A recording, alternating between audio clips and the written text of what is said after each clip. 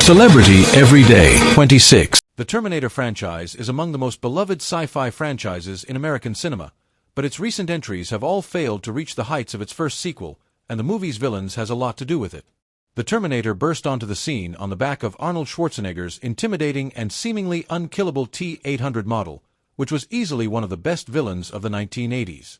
James Cameron was charged with matching Arnold's terrifying, time-traveling Terminator, and ultimately, he found a way to surpass it in Terminator 2, Judgment Day. Cameron brought a new type of Terminator to life with the T-1000, a liquid metal Terminator that shapeshifted to approximate the appearance of a human as opposed to wearing a lifelike outer layer of skin. The liquid metal, referred to as a mimetic polyalloy, made Robert Patrick's T-1000 terrifying on a new level, as he was even more unstoppable than Schwarzenegger's T-800. Patrick also played the villain with an unmatched intensity that elevated the intimidation factor beyond Schwarzenegger's more stoic T-800. Unfortunately, the T-1000 created a major issue that the Terminator franchise has dealt with for more than 30 years. It's not an exaggeration to say that Robert Patrick's T-1000 is among the greatest sci-fi or horror villains of all time. The character's demeanor, invulnerability, and complete lack of empathy or regret made it one of the most fearsome adversaries put on film at that time, and there are precious few characters that have measured up in the decades since T2 was released. However, with a villain that is inescapable and terrifying, there is really nowhere to go but down, and it's a problem that the Terminator franchise has suffered from ever since. It's impossible to blame director James Cameron for creating such a monster of a villain for his high-profile sequel. There's no way he would have known that the Terminator franchise would have been milked so thoroughly and for so long. He set out to make the best villain possible for his sequel, which was in itself a tall task given how beloved and frightening Schwarzenegger's T-800 was in the original Terminator. Unfortunately for everyone who touched the franchise after him, he set the bar too high.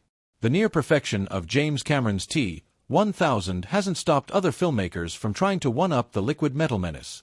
The very next sequel introduced the TX, a sort of hybrid Terminator that had an endoskeleton like the T-800 models but was coated in the mimetic polyalloy of the T-1000, allowing it to shapeshift into any human. It was also loaded with futuristic weapons, but it still fell short of the T-1000's intimidation factor, as its endoskeleton was essentially a step backwards in design, regardless of how many bells and whistles were added. Later sequels made further attempts to replicate the success of the T-1000. The much-maligned Terminator, Genesis literally attempted to just bring the T-1000 back, although thanks to headache-inducing time travel shenanigans he was recast, and from another universe.